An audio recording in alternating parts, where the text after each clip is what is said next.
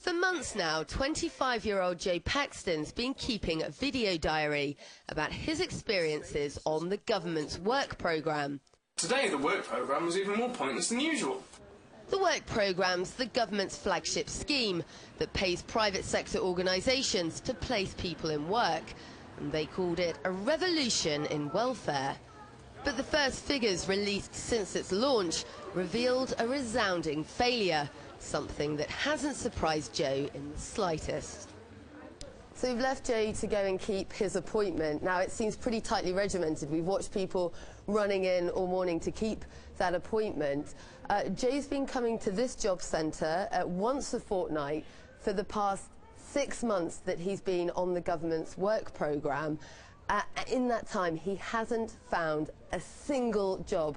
Now, unfortunately, that's not uncommon. The latest figures released by the Department of Work and Pensions show that Joe is just one of hundreds of thousands of people that have signed up to that work programme scheme who found absolutely nothing.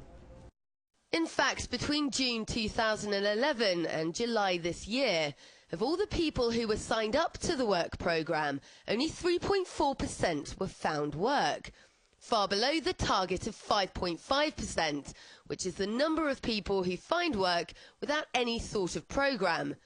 It means that people like Joe are now statistically less likely to find a job than if they're on no work programme whatsoever. Can you talk us through your sort of, you know, the last 6 months? What has the experience been on a daily basis with this work programme? Well, Einstein once said that the definition of insanity is to do one thing and then to repeat that action and expect a different result. And after doing the same thing and getting the same results for 6 months, I'm starting to feel pretty insane at the end. It is maddening. The frustration, the anguish, despair most of the time. For Joe, and the experience is having serious effects. I've actually gone to the doctors a couple of times because I have sleeping cycle problems. I'm sleeping way too much than I should be, and the doctors then went, that sounds interesting. From what you've said, that sounds pretty horrific. Why don't you fill in this checklist? So I filled in the checklist, and it's like, you've got clinical depression. It's like, oh, yeah, that figures. So there's an answer. At the start, I was like, yeah, go on, science, I'm going to be, you know, the next greatest thing and show the world and way. And now it's like, I don't want to take these pills. I'd rather do something more constructive, sort of thing. So, yeah, that's pretty much where it's gone.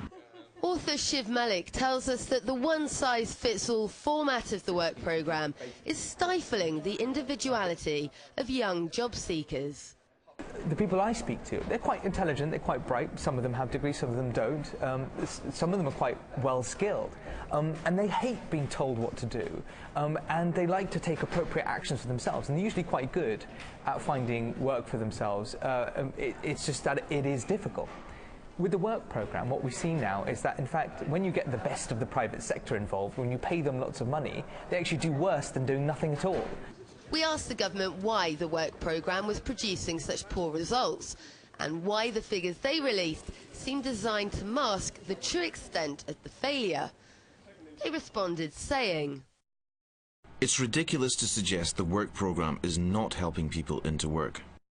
Despite being faced with their own shortcomings, it seems the government still doesn't want to listen to what people like Joe are telling them loud and clear. "I regret to inform you that on this occasion you have been unsuccessful." Sarah Firth, RT, London.